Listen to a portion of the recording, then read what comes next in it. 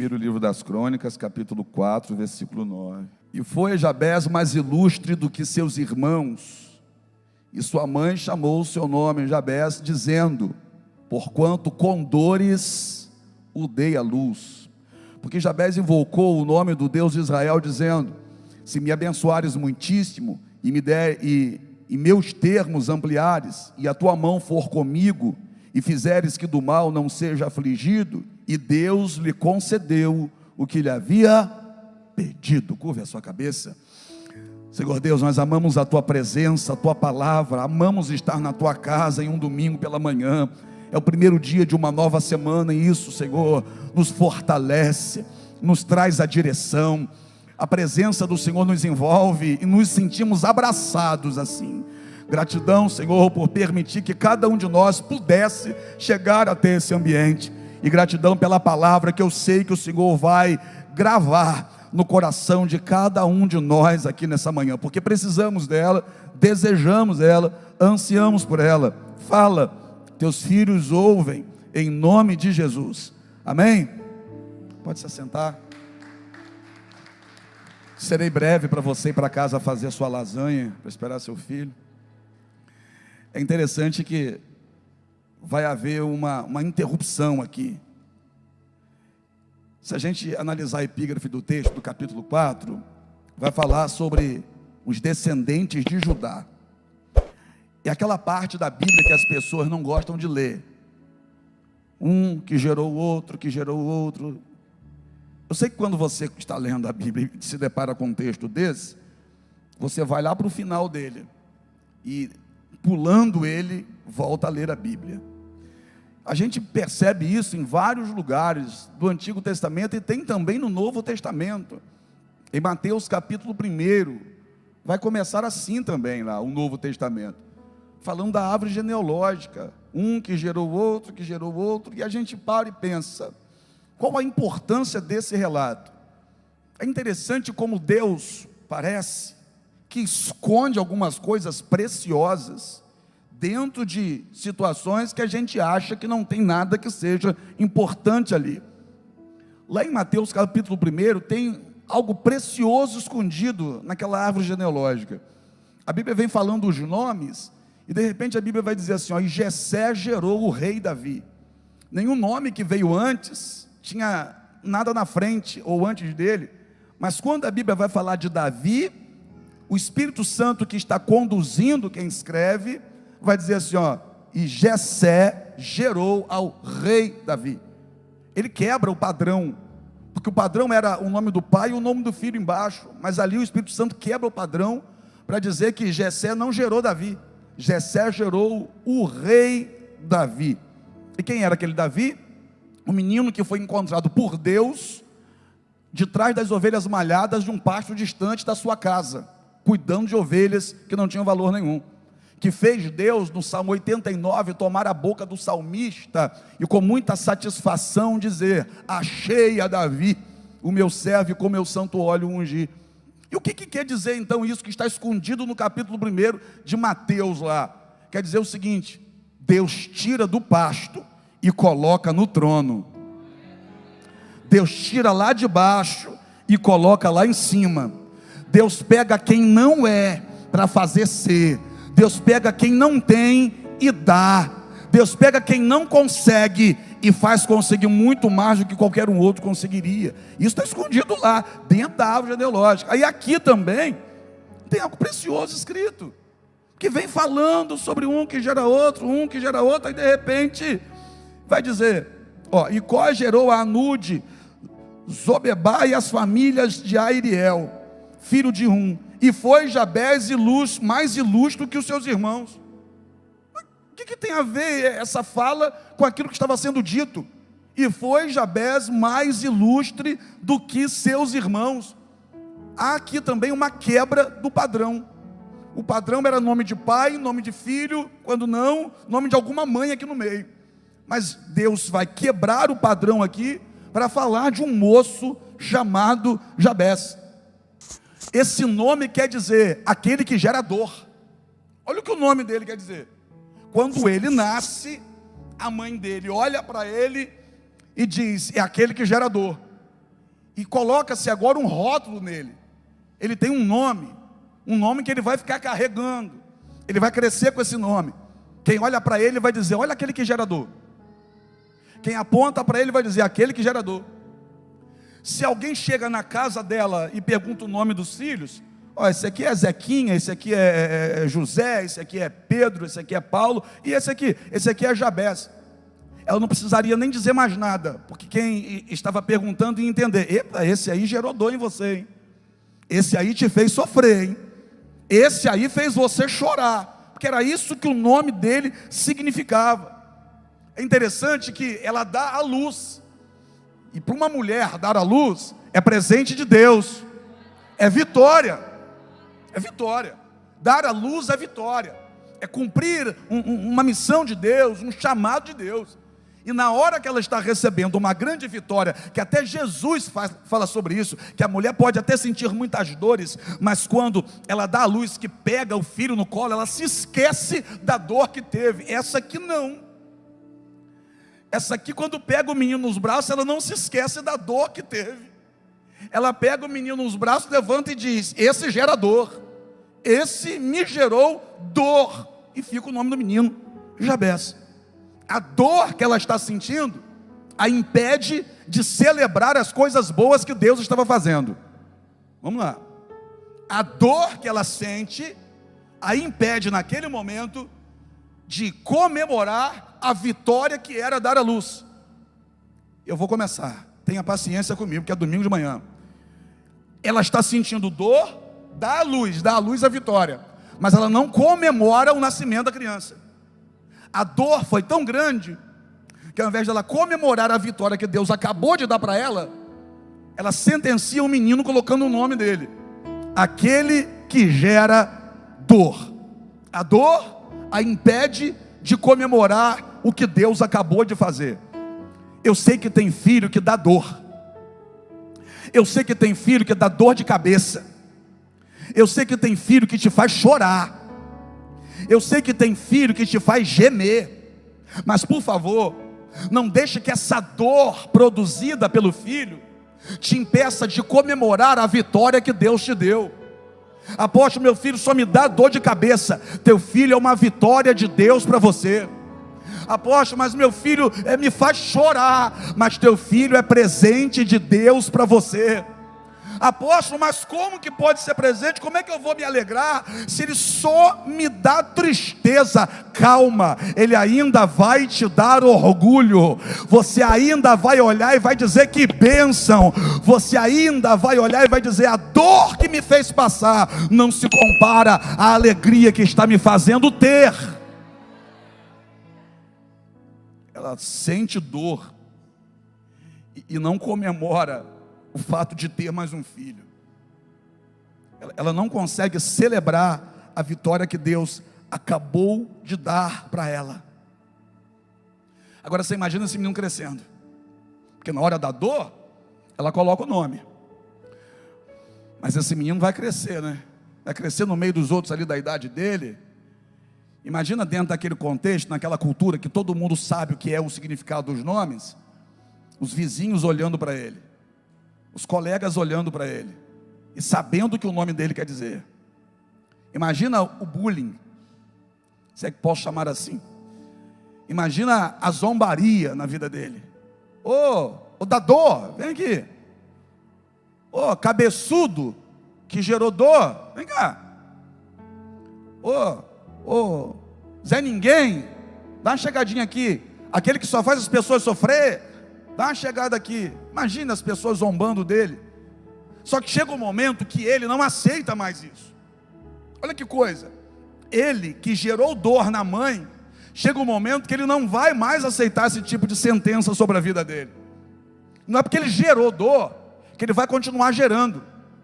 Não é porque ele gerou dor quando ele nasceu que ele vai ser motivo de tristeza para a mãe para o resto da vida. Não é porque ele gerou esse sofrimento naquele momento que ele vai fazer essa mãe chorar para sempre. Dá para perceber que esse rapaz decidiu mudar a vida dele. E é claro que quando ele muda a vida dele, as pessoas começam a olhar para ele de forma diferente. A Bíblia não está dizendo em momento nenhum que ele tem uma deficiência física. Não, não está dizendo isso. Porque eu já vi gente dizer que essa dor era uma dor emocional, que ele nasceu com defeito. A Bíblia não diz isso. Então, se a Bíblia não diz isso, eu não posso validar essa teoria furada. Eu sei que o que a Bíblia diz, que ele foi gerado com dores. Ele nasceu e produziu dor no seu nascimento. Só que chega um momento da vida dele que ele vai buscar a Deus. Chega um momento da vida dele, está escrito aqui, que ele foi mais ilustre do que os seus irmãos. Sabe aquele que tinha tudo para dar errado? Decidiu dar certo. Sabe aquele que tinha tudo para continuar sendo uma vergonha? Decidiu ser orgulho. Sabe aquele que tinha tudo para continuar gerando sofrimento? Por quê? Que isso poderia gerar uma revolta dentro dele? Ah é? Colocou esse nome em mim? Então agora que eu vou botar o terror mesmo. Foi assim? Me tratou desse jeito? Então agora eu vou partir para o mundo mesmo, se fosse hoje em dia. Ah é? Apontou o dedo para mim? Então eu vou para as drogas, eu vou botar o terror, eu vou acabar com tudo, eu vou desgraçar com tudo mesmo.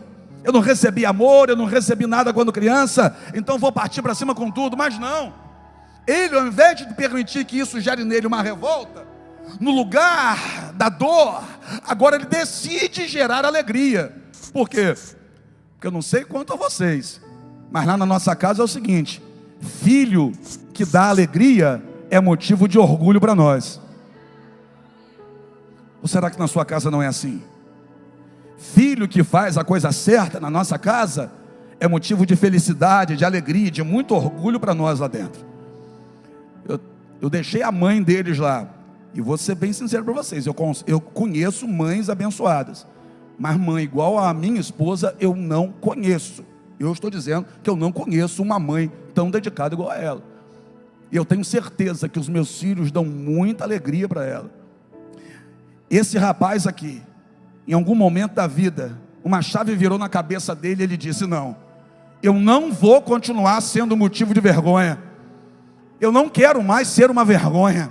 Eu deixo de ser vergonha agora. Eu vou buscar a Deus. E olha o que ele vai dizer para Deus.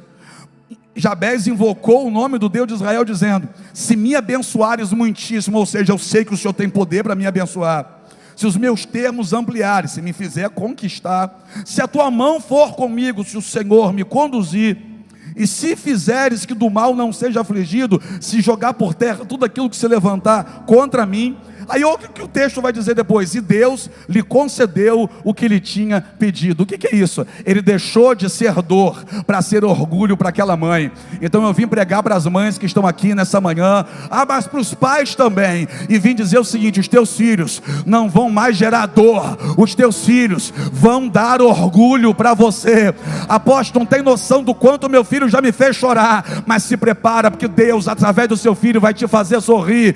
Você vai olhar para os teus filhos e vai dizer: são presentes preciosos do Senhor. Olha o que Deus fez na vida do meu filho, olha o que Deus fez na vida da minha filha, olha o que Deus fez na vida de Jabez. Jabez não teve tapinha nas costas, Jabez não teve nenhum incentivo da mãe. É grave isso, mas é o texto. Não teve nenhum incentivo da mãe. A mãe que deveria incentivá-lo rotulou ele com um nome que seria de maldição para a vida dele. Olha isso, aquele que gera dor. A própria mãe sentenciou esse homem a uma vida de dor, de sofrimento, de tristeza e de vergonha. Mas houve um momento na vida dele que ele se levantou e disse: não, eu não vou ser assim, eu não aceito ser assim, eu não quero continuar desse jeito. Eu não posso mudar o meu nome, mas eu posso mudar a minha vida. Eu não posso mudar o meu registro, mas eu posso mudar o que Deus vai escrever para mim.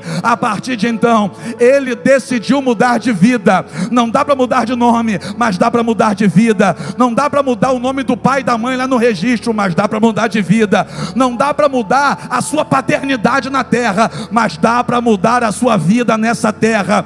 Não dá para apagar aquilo que foi escrito lá atrás, mas dá para escrever uma história nova a partir de agora. Não dá para voltar atrás com aquela palavra mãe que você disse lá atrás, mas o Deus que eu sirvo pode trazer para você alegria no teu coração. Fazendo o quê? Fazendo você sentir que foi perdoada de toda a palavra maldita que declarou. Essa semana eu recebi amigos em casa e nós estávamos falando sobre isso. Sobre palavras de maldição que são lançadas por pessoas que não têm muito conhecimento, que não avaliam o estrago que podem causar com a palavra que proferem. Pai e mãe, que na infância do filho, sentenciou o filho a algumas coisas. Utilizávamos até exemplos disso de pessoas próximas a nós, parentela e tudo mais. E foi cada exemplo que contado ali, para a gente avaliar essa questão bíblica que realmente choca. Mãe que na infância disse para o filho: você vai viver de resto. E a pessoa hoje mora na rua dependendo de resto de comida. Mãe que lá atrás, ou pai que lá atrás disse: isso não vai dar nada que preste. E hoje tem que ir na porta do presídio passar por constrangimento para entrar, para visitar filho que está preso. Palavras que foram proferidas. Agora pare e pensa. Imagina o peso de uma mãe que lançou palavras de maldição lá atrás. Imagina a dor no coração dela em ver que a palavra de maldição que ela lançou lá atrás é o que está se cumprindo na vida do filho hoje. Imagina a angústia de uma mãe olhar para um filho com a vida toda errada e saber: isso saiu da minha boca. Eu amaldiçoei o meu filho quando estava no ventre. Fui eu que desgracei com a vida dele. Fui eu que fiz com que Satanás no mundo espiritual pegasse isso aí para usar contra a minha casa. Pai, mãe lá atrás que com a cara cheia de bebida abriram a boca e lançaram palavras de maldição sobre os filhos. Ah, mas foi só uma palavra. Não foi só uma palavra. Palavra que sai da boca de pai e de mãe é sentença para a vida de filho. Satanás pega isso no mundo espiritual e usa contra você. Aí tem gente aqui que não recebe um abraço do filho, nem um eu te amo, nem uma mensagem de texto. Quem sabe o filho é um Jabez antes disso tudo. Só gera dor, só gera sofrimento, só causa vergonha. Se você, é porque você tem medo de falar isso, mas se você pudesse escolher, você voltaria no tempo e não teria o filho, porque você já não aguenta mais sofrer, já não aguenta mais tanta vergonha e tanta humilhação. E você sabe que há um peso de responsabilidade sobre você por conta de coisas que você falou lá atrás. Ah, mas eu não conhecia, mas falou. Ah, mas eu não sabia como é que era. Aí, mas falou. E quem sabe hoje chora porque vê isso acontecer na vida dos filhos. E tem aqueles ainda que fingem que não entendem, vê aquilo acontecendo, mas não fala nada. Diga assim: não, isso aí não é culpa minha, isso aí foi escolha dele. É interessante que a gente acredita na Bíblia quando a Bíblia traz promessa para nós, mas quando a Bíblia traz peso de responsabilidade, a gente deixa de lado. Não, isso aí não é possível. É possível e é a verdade. Palavra que sai da boca de pai e de mãe é sentença para a vida de filho. Isso é tão verdade quanto: se você crer no Senhor Jesus, será salvo tu e a tua casa. Isso é tão verdade quanto: o justo não vai ser envergonhado e nem a sua descendência mendigar o pão. Isso é tão verdade quanto: 1000 cairão ao seu lado, 10.000 à sua direita, e você não será atingido. Mas nas promessas a gente acredita. Naquilo que nos puxa para a responsabilidade, a gente não acredita. A gente diz: não, isso aí não. A Bíblia toda é a verdade. E o que eu faço então? E agora? Após é dia das mães, o Senhor está trazendo essa palavra, fazendo mãe chorar pela vida que filho está passando. Eu estou chamando vocês para viver uma vida de verdade. Eu estou dizendo para vocês que tem como isso tudo mudar. Eu estou dizendo para vocês que dá para fazer tudo diferente a partir de agora. Palavras de maldição lançadas lá atrás podem ser quebradas. Como? Deus tem poder para quebrar. E agora quem vai lançar uma palavra sou eu. O seu filho vai se levantar, vai rejeitar a vida que está levando, vai buscar a Deus e vai ser transformado, ou então Deus vai levantar você mesmo nesse entendimento, você vai se colocar na brecha, vai pedir perdão e Deus vai transformar a vida dele. Jabez decidiu invocar o nome do Senhor, e foi mais ilustre do que os seus irmãos. Por que a Bíblia faz questão de dizer isso? Deus está colocando Jabez em algum tipo de competição? Não, não foi Deus que colocou, foi a vida que colocou. Deus colocou Jabez dentro de uma competição, irmã. Pergunta para mim como? É que dentro da casa dele todo mundo tinha nome normal, só ele tinha um nome ligado a uma maldição. Então você imagina como é que era dentro de casa? Imagina como que os pais olhavam para os irmãos e como que olhava para ele. Já se sentiu rejeitado dentro da própria casa? Já se sentiu deixado de lado pela tua parentela, pela tua família? Já se sentiu a vergonha da família? Se você já se sentiu assim, você entende o que eu estou dizendo. Só que teve um dia que ele acordou e falou: eu não aceito mais isso, eu não vou mais continuar assim. E eu creio que o Deus de Israel pode transformar a minha vida. Aí ele foi para a oração, presta atenção. Ele foi para a oração com o coração. Olha o tamanho da oração dele. A oração dele não demorou 5 minutos, não demorou 2 minutos a oração dele. Mas qual é a oração forte? Tem gente que já faz uma oração forte. Tem gente que pensa que a oração forte é a oração de 1 hora. Oração forte é a oração que é feita daqui de dentro para Deus. É você saber o que você está falando e com quem você está falando. Ele sabia o que estava falando e com quem estava falando. Ele vai dizer: se o Senhor me abençoar muitíssimo, ou seja, para mudar a minha vida não pode ser coisa pouca. Para mudar a minha vida, só uma bênção muito grande. Se o Senhor me abençoar muitíssimo, ampliares os meus termos, ou seja, me fizer conquistar, porque dentro dessa casa não tem como conquistar se eu sou visto como ovelha negra da família. Se o Senhor vier com a tua mão sobre mim para me conduzir, porque aqui dentro da minha casa, como eles têm vergonha de mim, eles não querem me dar uma direção e nem tampouco conselhos, mas o Senhor pode me dar uma direção. E se o Senhor fizer que do mal eu não seja afligido, se o Senhor me guardar daqueles que se levantam contra mim, acabou a oração. A narrativa do texto dá a impressão de que Deus interrompeu ele. É como se Deus, irmão, tivesse interrompido Jabez. É como se Deus tivesse parado, olhando para Jabez e dizendo assim: eu quero transformar a tua vida, ora que eu transformo a tua vida, ora que eu mudo a tua história. Ora agora, se você orar agora eu te tiro dessa situação. Se você orar agora eu mudo radicalmente a sua história. Quando ele ora, parece que Deus interrompe a oração e faz o que ele pediu. Ai, eu vou falar, para mudar a história da tua casa, Deus está de olho em você, esperando a tua reação. O dia que Jabez reagiu, Deus veio a favor dele, mudou a história dele. Olha o que o texto vai dizer: e foi mais ilustre do que os seus irmãos. Quem? O que um dia gerou dor para a mãe, agora é o que mais dá alegria para aquela mãe.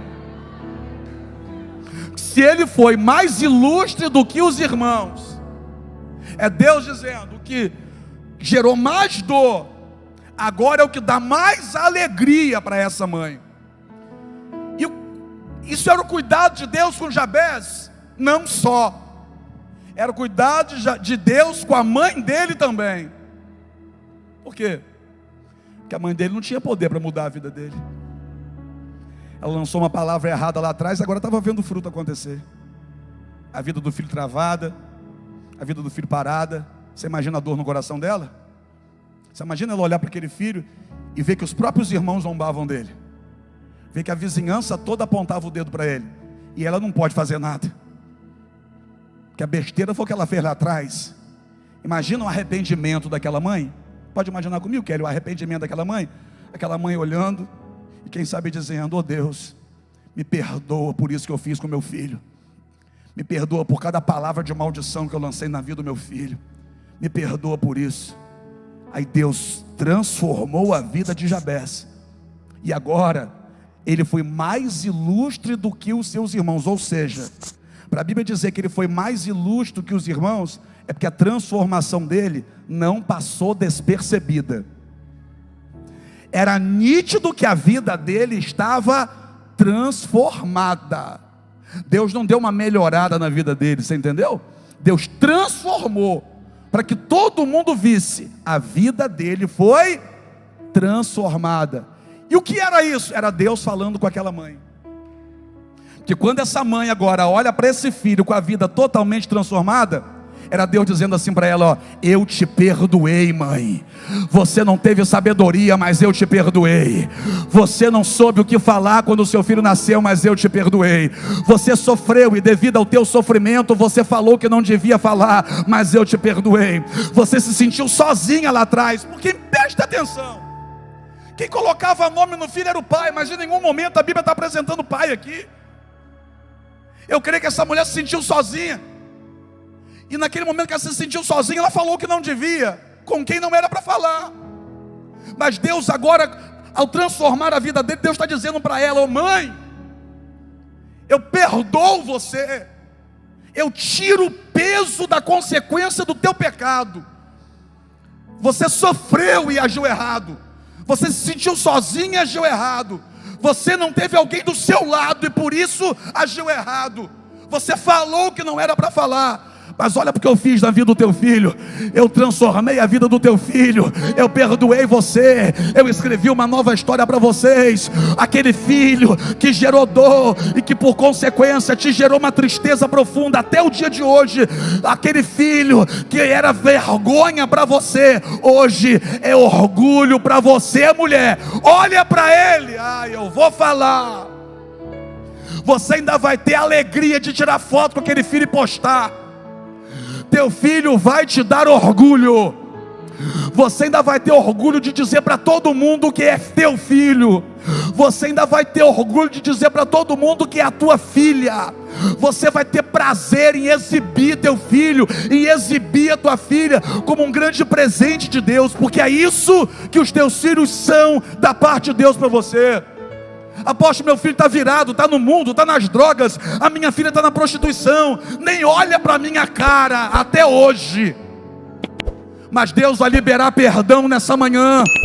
Deus vai abençoar a tua casa nessa manhã. E aquele que era vergonha vai ser orgulho. Quem crê nessa palavra dá glória a Deus. Só que para que isso mudasse naquela casa, alguém precisou reagir. Alguém reagiu. Eu não sei quem falou de Deus para Jabez. Sei não, Aline, não sei.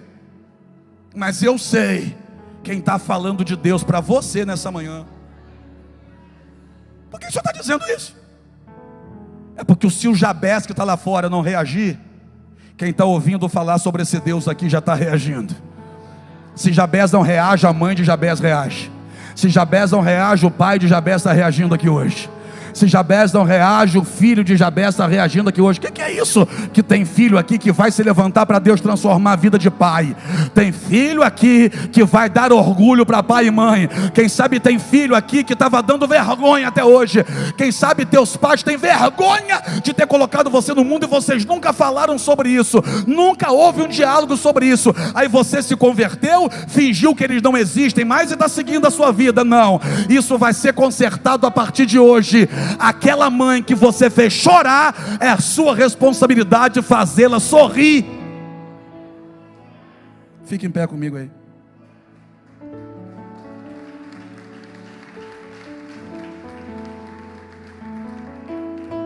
Tem filho aqui?